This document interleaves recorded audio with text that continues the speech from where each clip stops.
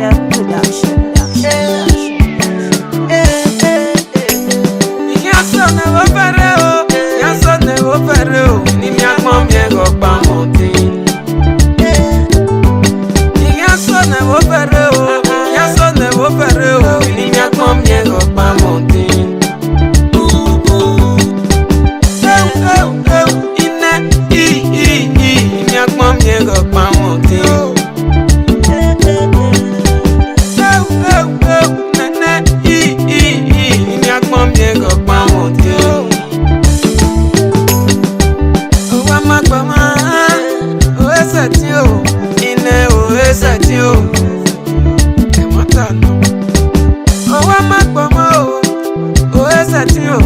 Baba o esati o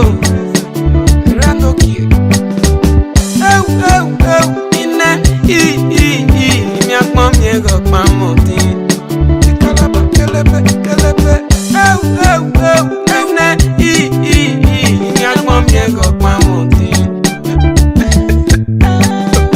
e mo ni yo saji o wagi me bi se pe ami age ni se pe mu ke nega o matana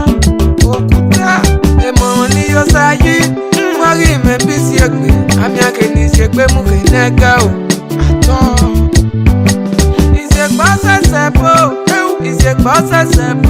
ene ise gba sese bo mateno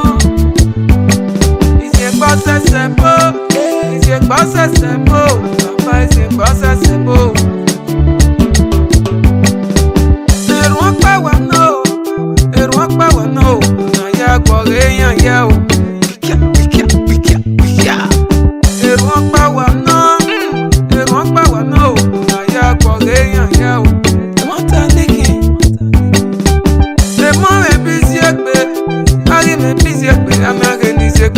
nega o polo e mo me bisi egbe ete me bisi egbe mi age ni se gbe mu fe nega o boso osara gbina na ma ari mi me yisiga ari mi me bisiga o ato osara kan pa na ma o ari mi me bisiga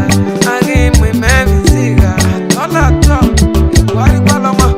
everyone sapia o everyone say ugam everyone say emi ya o say everyone sapia o everyone say emi ya o mata niki yanso never fere o ni mi agbon mi ego pa won ti sigbe no yanso never fere o ni mi agbon mi ego pa won ti agi talogbe nene mi agbon mi ego pa won ti o ni ma ye na emi no mara si ma bo emi no mara si ma bo o ni ma ye na